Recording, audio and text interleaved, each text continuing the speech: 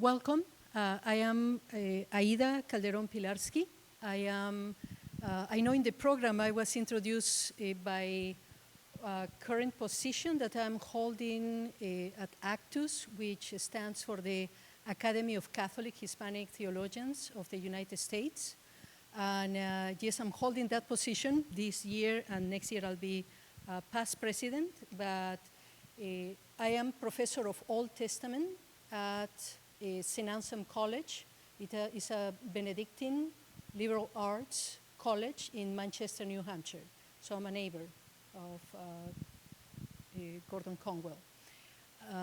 I had been there for a couple of decades already, and there we are, but I'm not gonna be able to use this, or yes? Let me see. All right, so there is my name. I'll be speaking about immigration in the Old Testament. It's working, wonderful, thank you. So my interest and concern for developing at least some of my research in the area of immigration comes from my own personal experience. I'm originally from Peru. I did my undergraduate work in theology there. The program was 6 years. After that, because I couldn't pursue my education in theology as a woman, my professors encouraged me to go to US, and they said, you can continue there your graduate work.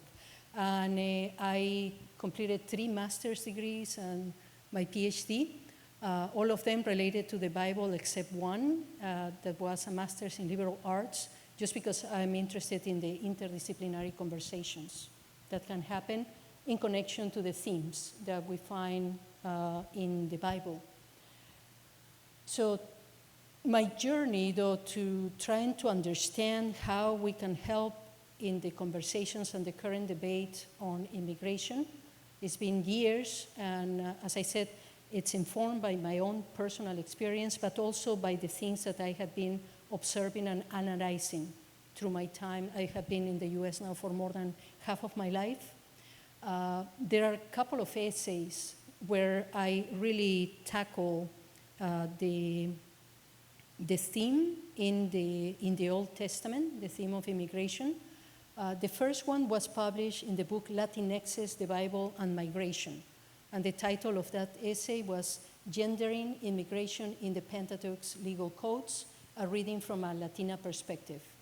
And about 2 weeks ago, I received the proofs for the next essay that I go even deeper than I have already in how I have developed my analysis of this topic into now bringing how our Latina and Mujerista biblical hermeneutics can be applied to the understanding of immigration. And I use a decolonial approach. So I say it's a contribution to decolonizing the theme of immigration. And probably as I move through the presentation, I'll kind of mention more or less where the next essay goes. But the first one, I'll give you a background to that, and I will encourage you, if you are interested and want to know more, you can have access to that essay in that book. I hope it's in your libraries. It's an expensive volume. It was like 120, so it's not, it was published by Palgrave. Now, the presentation, the PowerPoint I had made, I'm gonna be sharing with Danielle the copies. So if you don't have the full content, you will have access to that. It's just black and white, but you will have the content of the slides, all right? And now I put this, is not just because it's an incognita here, but this book, the editors didn't share the title and the book cover, but it should be out before the SBL AAR. So in November, the book should be out, and then the essay will be there.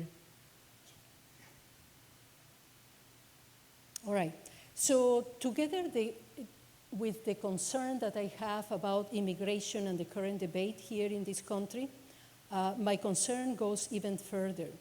And why we need to really be preparing ourselves so that we can help our communities to engage in this conversation, because it's gonna get more complex and complicated. When we look at the projections already to 2050, so we are talking about less than 3 decades, given the climate change, the numbers that are already appearing in the studies point to at least external migrations being 216 million people will be migrating by 2050. And you can see in this slide the numbers, more or less, of the people that will be migrating just because of climate change. This other projection from the Institute of Economics and Peace estimates that over 1 billion people will be at threat of being displaced by 2050 due to the environmental change, conflict, and civil unrest. So we are not talking now just about thousands or millions, but more than 1 billion people in the next 25 years. So this has to be a conversation that we have with our communities, especially in these countries, given the rhetoric that dehumanizes these communities. And we can do something about that, but we need to prepare ourselves. So what I would like to do in this time that I have with you is I'm going to focus on the Old Testament, the understanding of migration in the Old Testament. And I have one slide where I try to connect with the New Testament with an important idea there that shows the still consistency and sequence to this important principle of respecting the human dignity of every person. And then in my final remarks, I want to mention a few legal aspects related to what I will be presenting, and then the frameworks for a theology of immigration. So let me begin. So when we speak about migration in the Old Testament, we can see that there are examples of what will be migration, but as a response, a faith response. So as I said, there is as an act of faith. So a sojourning community. So we have stories that reflect that. The first one that we see, a clear one, is the story of Abraham or Abraham. In Genesis 12, when he's called to go to that place, right? The passage, again, reads, "Now the Lord said to Abraham, go from your country and your kindred and your father's house to the land that I will show you. I will make of you a great nation, and I will bless you and make your name great, so that you will be a blessing. I will bless those who bless you, and the one who curses you I will curse, and in you all the families of the earth shall be blessed." So again, in response to this call from God to go to that place, then Abraham, out of faith, then is gonna just go, right? Leave everything behind. We find a similar in another known story, and I'm just selecting a few, there are more, in the case of Ruth, the story of Ruth. Although this story is connected to migration as a response of faith, it's preceded by a situation that points to a forced migration, and that is that Naomi in Bethlehem, there was a famine, so they were forced to leave that place, right? And then they're going to go to Moab.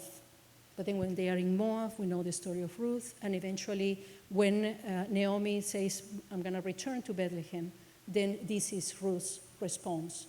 So again, we see a migration, but then the connection to that migration being an act of faith. So she says to Naomi, "Do not press me to leave you or to turn back from following you. Where you go, I will go. Where you lodge, I will lodge. Your people shall be my people, and your God my God. Where you die, I'll die. There will I be buried. May the Lord do thus and so to me, and more as well, if even death parts me from you." So it's a beautiful passage, right? And again, helping us understand how we find in the scriptures this reference to migrations, but as responses out of faith. Now, we are also going to find then forced migrations, and there are many examples in the Old Testament, but I'm going to point to a few that had been significant in the different moments in the history of ancient Israel. So you have the Israelites lived in Egypt as a foreign community, but that movement towards Egypt begins already, is narrated in the book of Genesis, beginning with the story of Joseph. And the reference, again, is to a great famine that was happening. So then there is that initial kind of look into Egypt. Joseph goes there. Eventually, the book of Exodus say all of these sons of Judah went to Egypt, and there are going to be many. Then they became slaves, right? Or they were enslaved. The passage in Genesis 41 reads, all the world came to Joseph in Egypt to buy grain because the famine became severe throughout the world. When Jacob learned that there was grain in Egypt, he said to his sons, why do you keep looking at one another? I have heard, he said, that there is grain in Egypt. Go down and buy grain for us there, that we may live and not die. So 10 of Joseph's brothers went down to buy grain in Egypt, and the story continues, right? But the reference to a great famine. And then is, if we need to leave, we have to move, because if we don't have food, right? And there are also stories where there is drought. So different situations or contexts that then will lead to a forced migration. Now, whenever, just because I guess there are a little bit more people in this group. In the other group, I let everyone introduce themselves briefly, but in the interest, I think this is being also streamlined. So I'm gonna skip that step. Apologies. I wish I could know who you are, but it's always my philosophy to level the field. So I might be saying things that you already know, but just in case there is one person who doesn't know, I'm going to do it, all right? And this is, whenever I speak about the Old Testament, we have a background of about 2,000 years, just for the background for the Old Testament. Now, we are in 2024, that means we need to go back to 2024 years, and then add another 2,000. So we're going like 4,000 years back. But it is these 2,000 that are at the background of the Old Testament. I generally divide so that people understand the main storyline that runs through those 2,000 years. I divide this in 6 periods. Period 1, I call it like the prehistory or primeval period or the pre-patriarchal period. That's what we have in the first 11 chapters in Genesis. That goes from creation to the flood to the Tower of Babel. So 11 chapters. I account for those in period 1. Period 2 will be the story or the patriarchal period. So there we have the story of Abraham, Isaac, Jacob. And then Jacob has the 12 sons that constitute the 12 tribes of Israel, right? So those stories we find in the rest of the book of Genesis. Then this triangle that you see here, I usually tell my students, that's to remind you of 2 things. Egypt, because of the pyramids, and also to the mountain that is central to the narrative that speaks about the climax of the Exodus event, that will be the covenant that God made with this community. And that, is symbolized by the 10 Commandments, and it was Mount Sinai or Horeb, depending on which tradition we're reading. So the triangle is that mountain that points to that. This little line there marks the entrance into the Promised Land. Then you have period 4. Period 4 is about 7 centuries. That will be the monarchy. So initially they enter the land, distribute the land among the 12 tribes. Then they're going to be, they will have local leaders that they call judges, but they saw that system wasn't working. They asked for a king, then they become a monarchy. First, that monarchy will be united, and then you have the split line pointing to the divided monarchy period. So you have the northern kingdom and the southern kingdom. If you see the split line, it ends here. That means the northern kingdom will be destroyed. Eventually, the southern kingdom also is destroyed, and then that moves us to period 5. That will be the exile, the Babylonian exile. That lasted a few decades, and then 6 will be the post-exilic period. So just adding some movement to this dry line. So period 1, again, the early chapters in the book of Genesis. Period 2, the patriarchal period, Abraham, Isaac, Jacob. Then we find the story of Joseph. And again, I make reference to that in the previous slide. And then you have, again, the covenant, the climax of the Exodus event. I know when I put that image, when I teach my undergraduate students, they don't know what is that. They don't know about this film. Some of you probably do. Some might not. I hope you know the film. If not, it's an ancient film. Please watch it. And then when we move to the monarchy, there is King David, special because he receives a special promise. So we have the Davidic covenant. And then we're going to see, again, the movement towards the exilic period, where, again, speaking about migrations, it will be important.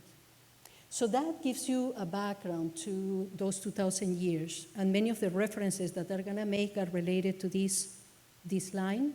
And you will see it, for example, not in this slide, but in the other. So forced migrations, I continue with this idea. Major moments of migration. So after the destruction of Samaria, that was the capital of the Northern Kingdom in 722, many escaped south and relocated in Jerusalem. We can see in the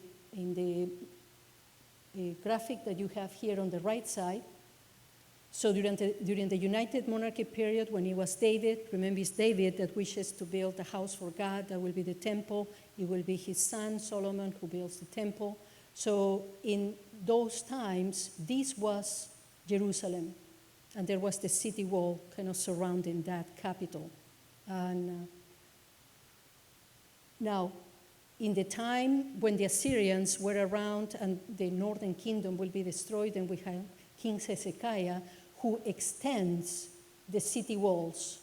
And he wasn't just trying to extend the city, but it was extended so that they could accommodate all the people that flee from the north. So all those who escaped, it was a forced migration, right? So it's a major one that we see it in the biblical stories.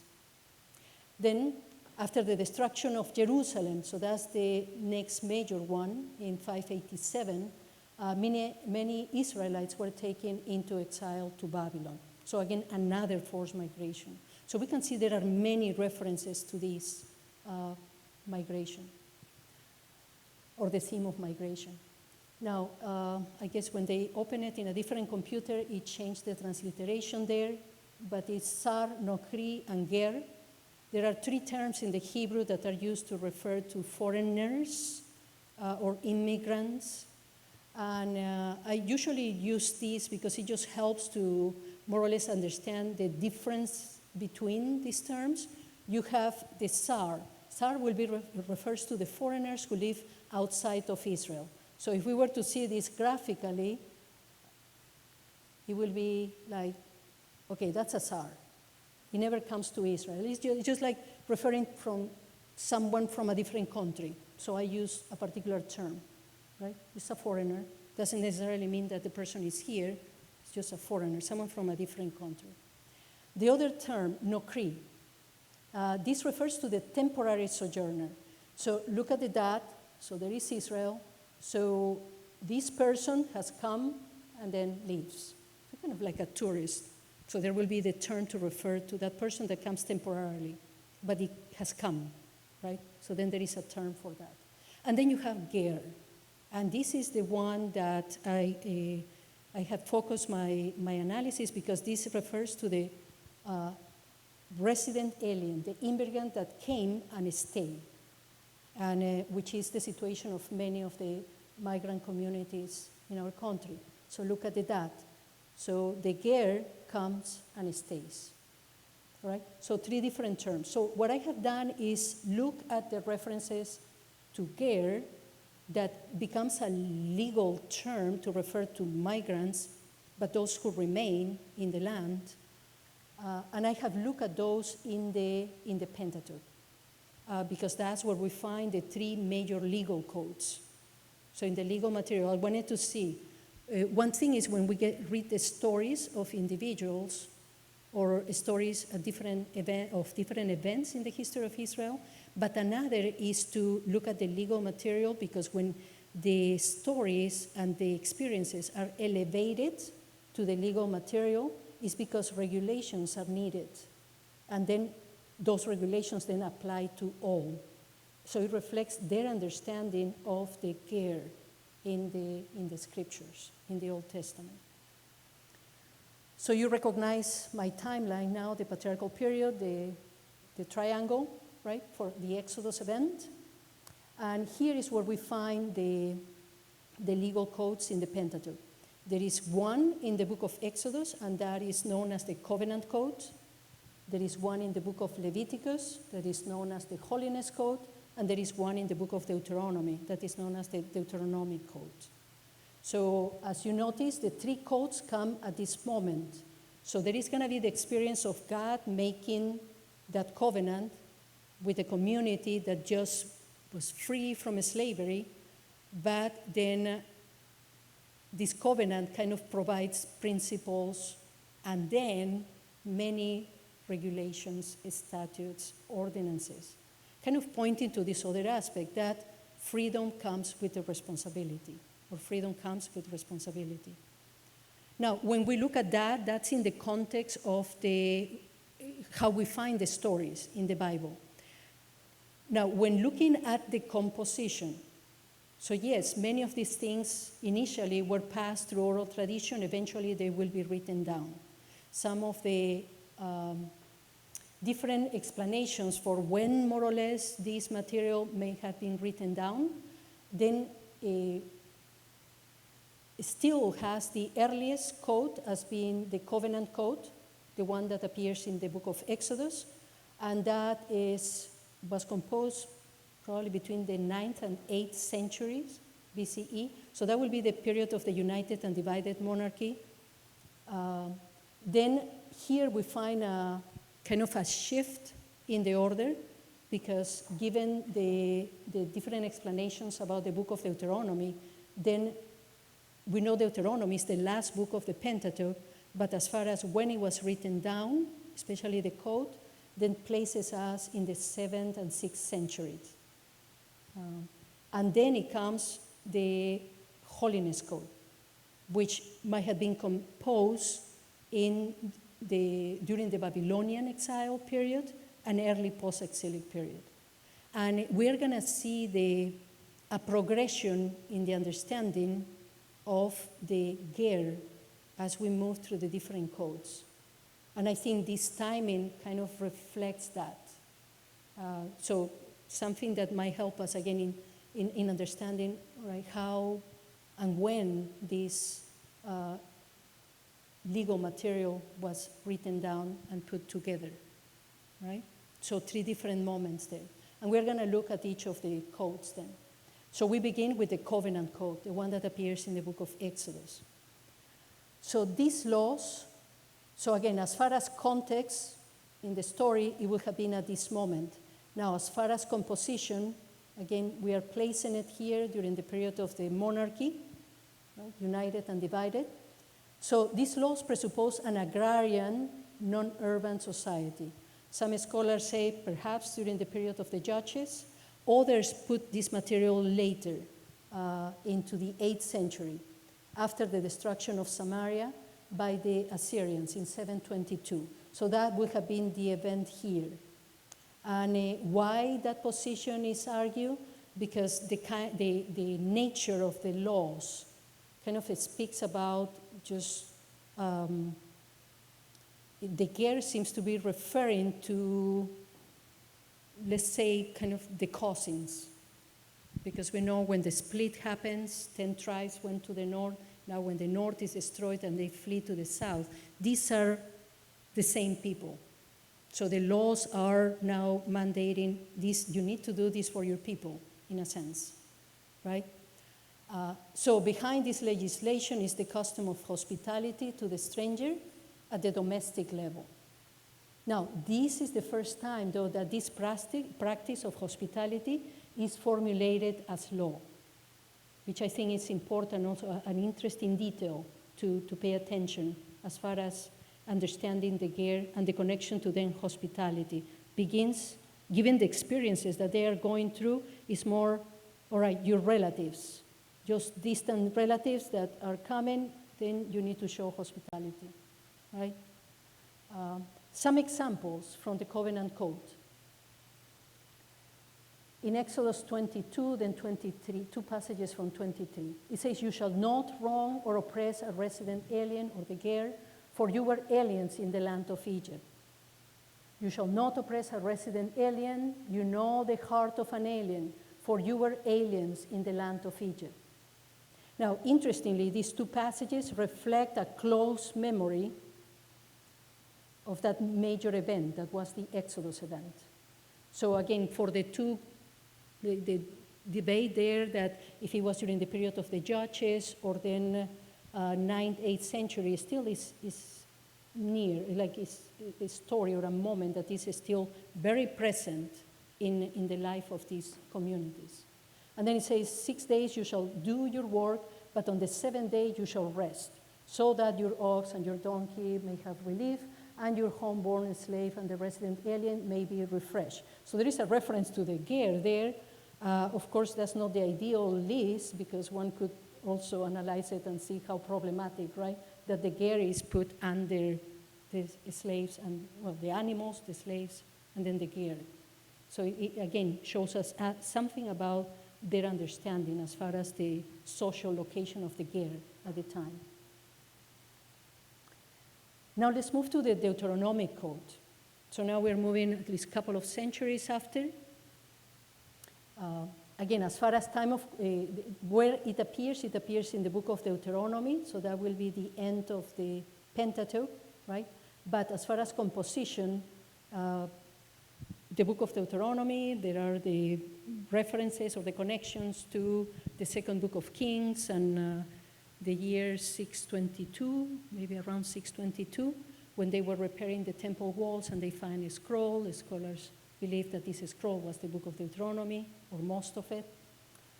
So it places us in this time. Now, these laws presuppose an urban society. So as far as, again, although they appear in the Pentateuch, right, the legal material already points to a different context. And now it is clear it is an urban society. Now, two settings can be identified in these laws. Some laws are regulating cultic matters, and other laws require charity and justice. And this is in connection to the ger. Of course, there are many other laws in this code. Now, regarding A, the ger are no longer recent refugees, they are now a settled community. So we begin seeing an openness to the ger that is not necessarily just the people that came from the north, but they are allowed to participate in some of the cultic practices or the worship. But still, they kind of still put boundaries to their participation. And then in the second group of laws, again in connection to the ger is grouped with the personae miserae. I have a typo there in the Latin. So the triad of widow, orphan, and the ger. So in the Deuteronomic Code, they usually appear together. And so the laws provide economic maintenance for those who have no land, because the understanding there is that God owns the land. So now, these laws, as we're going to see, again, the emphasis is on charity.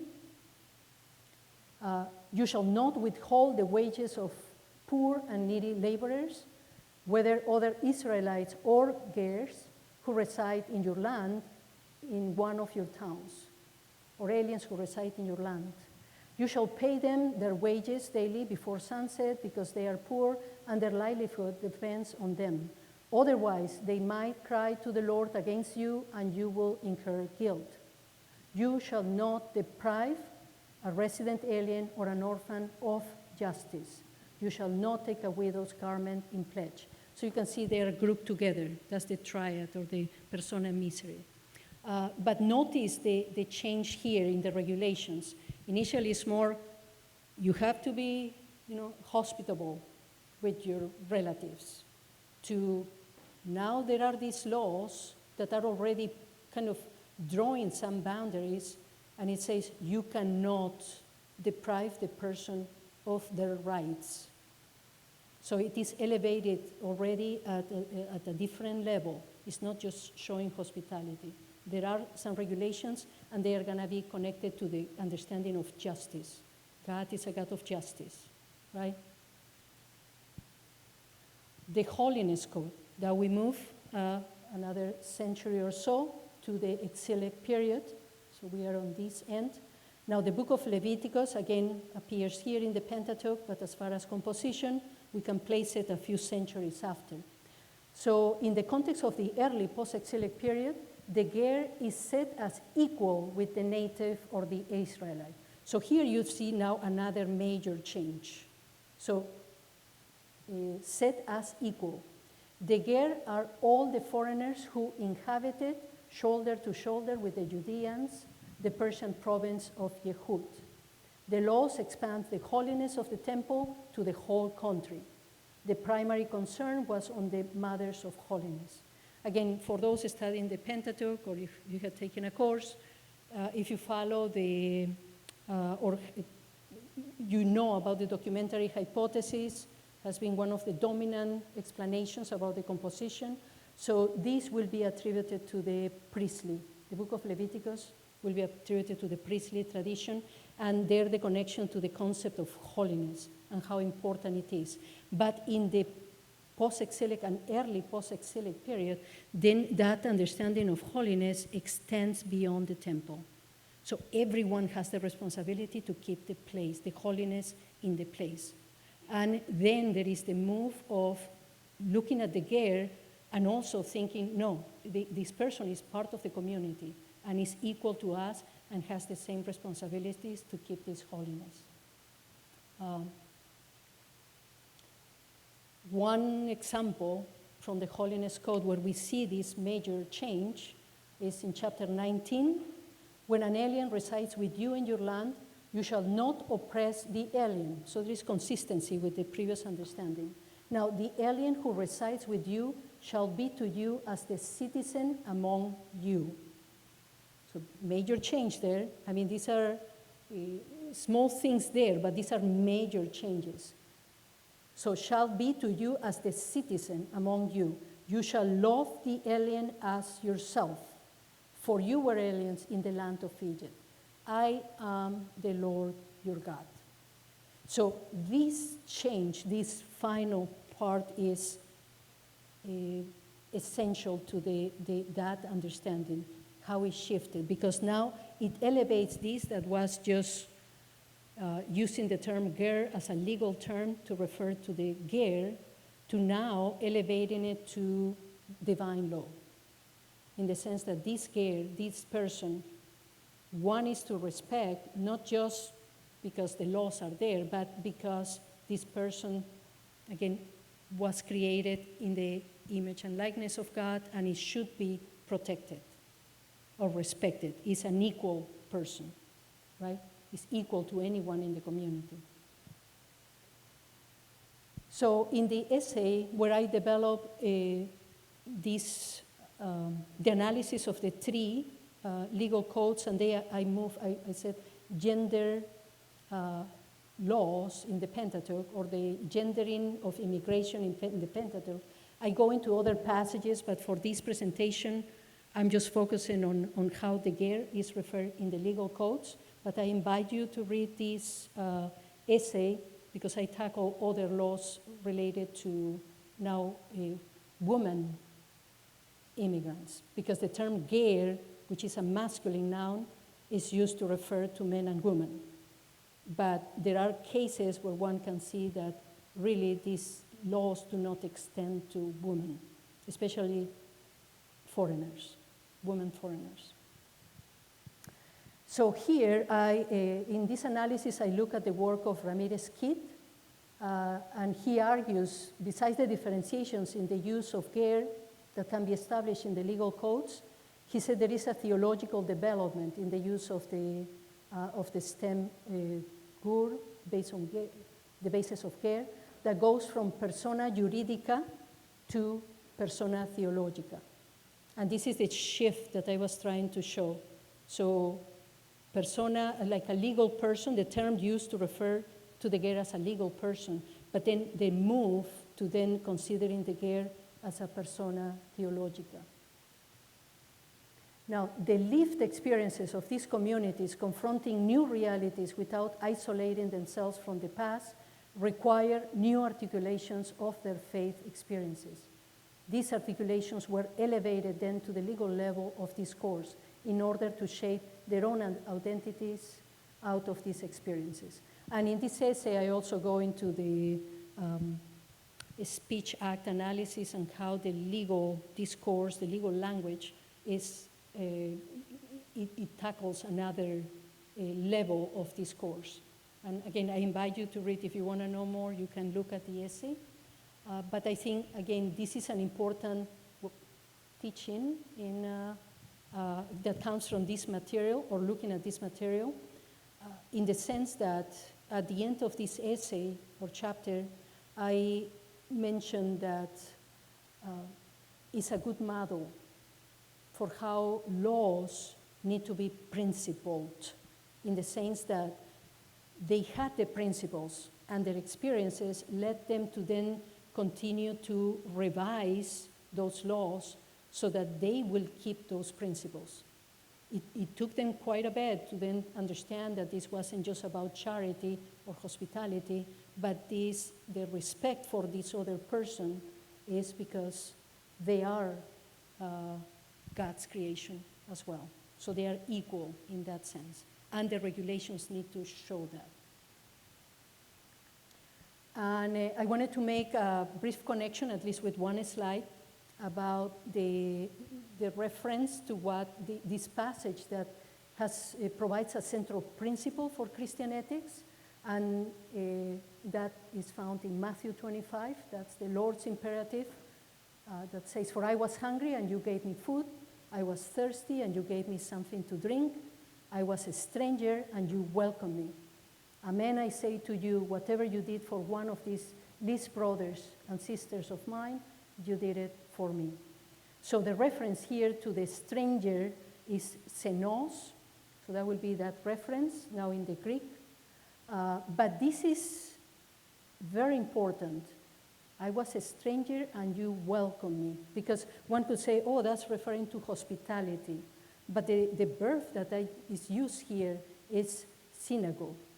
And this is a compound verb, right? Sin is the preposition with, and ago from the verb to do, right? Is to do something to bring that person within the community or make it part of the community. So it is, yes, a call to hospitality, but I think the understanding of hospitality changes in the New Testament. It's not just, okay, let's make sure they have some things there, but how do we make them take that additional step to make them part of the community? Because they are part of the community, right? So now, some final remarks, so I can have a few minutes at least for questions, if there are any. So the legal character that we find in the legal codes. So locates the situation of the immigrants within a discourse of social justice and ethics, as we have seen. Now, human rights are considered independently of the immigrants' place of origin or the causes of their migration. As we can see, initially it was referring to their people that came, their relatives that came from the north to the south, but then it extends, given the next migrations or forced migrations, then their understanding of who is this person that comes, regardless of where they are come from or the causes, the regulations call them to protect them in a sense, and eventually kind of make them or treat them as equal and love them as themselves. It becomes a very ancient historical precedent that can serve to articulate any human legislation. And I think that's a major teaching that we see when looking closely at the legal codes in the Pentateuch, so in the scriptures. And I think it's a message that remains relevant to us today. It's not using the laws and trying to apply them in that way, but it's the model of having the principles informing any type of regulation or legal legal material or laws or policies. So as far as frameworks in which we can bring some of the other concepts that appear in the scriptures into our understanding of immigration, Daniel Grudy, he had this article in 2009 that I thought it was very helpful. Now in 2022, finally he published his book, Theology of Immigration, in Orbis Press.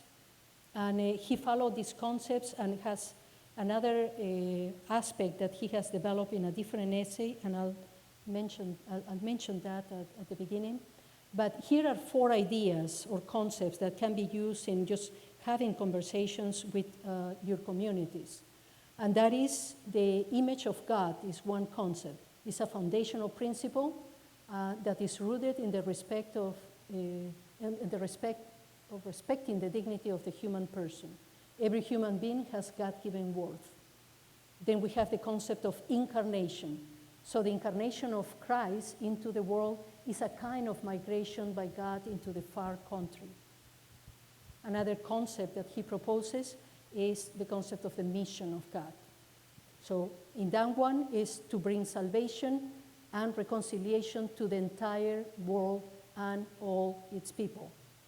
So again, the scriptures will kind of back that or will provide that biblical foundation for many of these concepts if you want to develop this in your communities. And finally, the vision of God, defining life on much more expansive spiritual terrain consistent with the kingdom of God. So I think concepts that we're probably familiar with, but if we need the scriptures to kind of point to any of those, you have at least something from the legal material. I invite you to read that chapter that I mentioned at the beginning. And I want to end with this before I give you, they already gave me the sign for time. So this is Martin Luther King, one from his letter from Birmingham jail.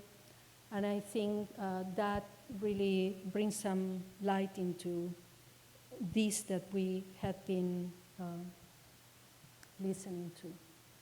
An unjust law is a human law that is not rooted in eternal and natural law.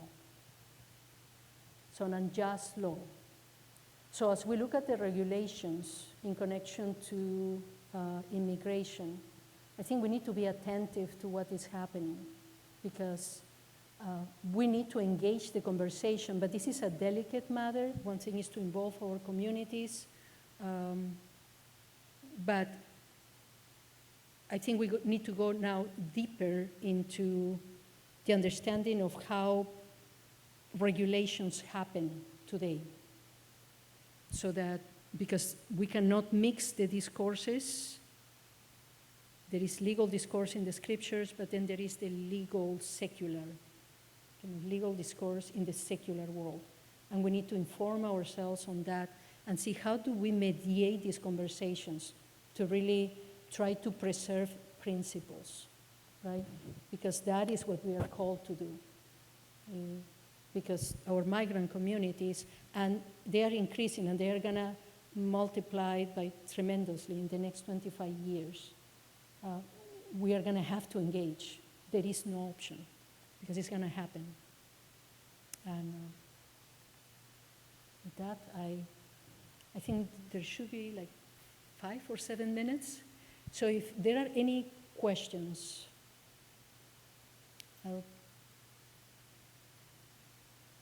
this group is more quiet. In the other group, I did this presentation, but in Spanish, and there were 5 questions. Yes?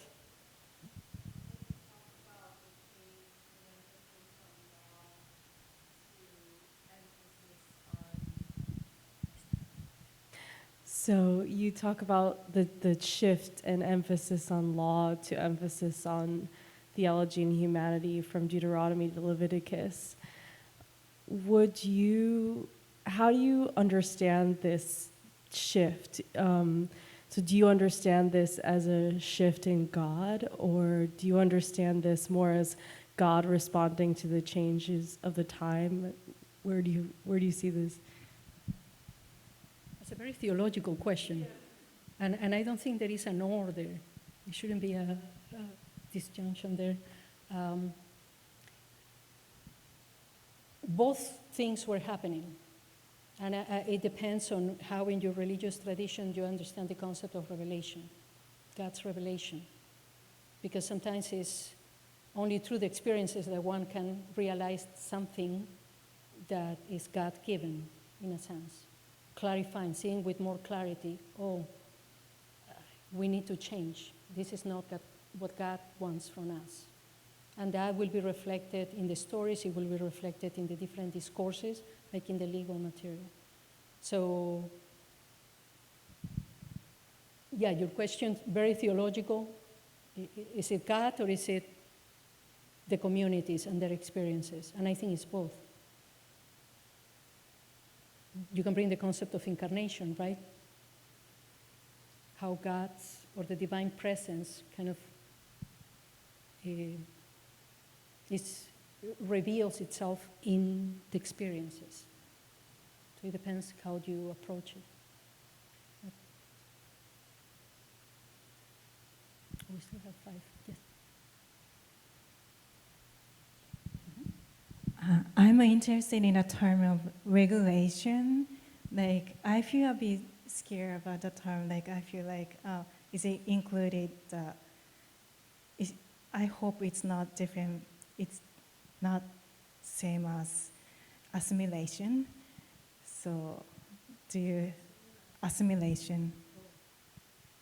So, do you think the Old Testament describe about the differentiation? Well, I use the regulations just in referring to the legal discourse, but when looking at the scripture, it speaks about the ordinances and statutes, right? Or the 10 words, that is in reference to the 10 commandments. But the part of assimilation, I don't understand the question. You said assimilation of? Like, in New Testament, the oneness or the unity means more diversity. Like, it's not becoming the same character. Like, diversity, people can unite. But in the Old Testament, the narrative is so different. So. Yes. All right. I think you are complexifying the issue. But this, of course, one will have to, if you want to be technical in just trying to understand how different passages kind of point to that idea of, yes, making it as equal, but that doesn't mean making them the same, right? You're going to have to contextualize each one of those passages to see what was happening and in what way they meant the coming together, right? Being part of the same community. Because clearly, the diversity should be assumed, especially when speaking about now the ger being someone from somewhere else. But it could be the neighbor also, or the relative that is forced to migrate. So again, you will have to contextualize those passages. But you could look at nuances, like what are our current experiences of assimilation and trying to, in bringing them to the community, forcing others to uniformity of the receiving community. And it will depend what passage you're speaking about, but I don't think that's what we should be doing now, is really making the other part of the community, respecting their own identities, right?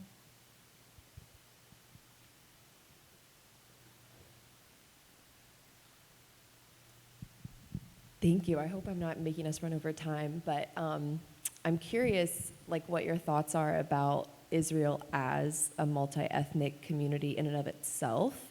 I think I used to believe that it was this very monolithic community, but yeah, actually at seminary here, when I studied, it was a revelation to me that Moses, I believe it was Moses, yeah, had a biracial marriage and, grew up in Egypt, and so had a bicultural identity as we might describe it today. And so I wonder if, just maybe if you could speak into how you think maybe Israel as a multi-ethnic community in and of itself informed how maybe their laws progressed or shifted as they saw foreigners or immigrants come into their community, maybe even, distantly related to their own relatives, ethnically or nationally. Or experiencing their own hybridity, right?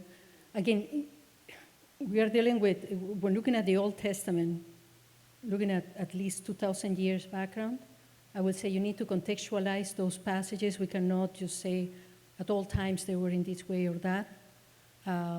But for example, when the destruction of the northern kingdom happened, many flee to the south. After the Assyrians kind of lowered their presence, many returned to their places. And what happened? Many intermarriages happened because other people were brought. That was the Assyrian practice of repopulating the area with people from different places. So many intermarriages. But then we see that other experiences, because they try to keep the unity, there are going to be those passages that say, no, you need to just kind of marry within. So trying to keep it's one practice that we see in Judaism, right? You marry within, and you need to trace back your ancestry to one of the 12 tribes. But the reality is that we see that there was quite a bit of hybridity, and I think Ruth, the book of Ruth, kind of also brings this to the early post-exilic period, saying, well, she was a Moabite, right? And she's going to be the ancestor of King David as the narratives go. But again, we are dealing with the story and then the time of composition. So it is very complex. But clearly, that hybridity was there, and a lot more work we need to do in bringing those lenses of ethnicity, especially in the analysis of the stories. Because I think there is quite a bit to learn to see what things were happening that then brought light into those dynamics that were present. Because some reveal tension, others reveal openness. And I think we have to learn from that. Good question.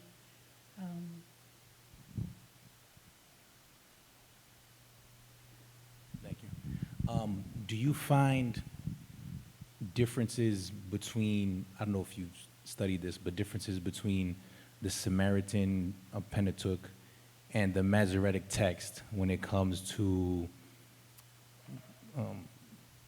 legal codes concerning, foreigners and or people living, the Ger, people living within the land? And who are you? George. And where are you? Boston. Studying what program? I just came from Harvard, Master's of Divinity at Harvard.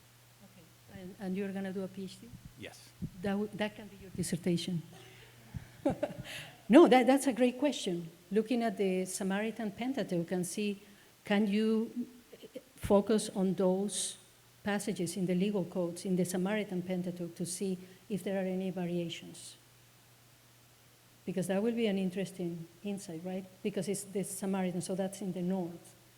I will look at the Deuteronomic code and then also the Holiness code to see if there are variations. Great question. And I hope you do a PhD. Yeah. All right. And I don't want to force you because I know there are a few. Let me just do one. Oh. I'm going to have to skip. I did this presentation in Spanish as well. I'm going to just. Sorry.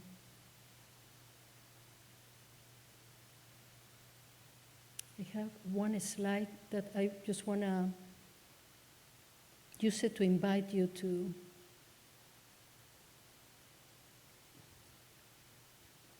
usually go faster. All right.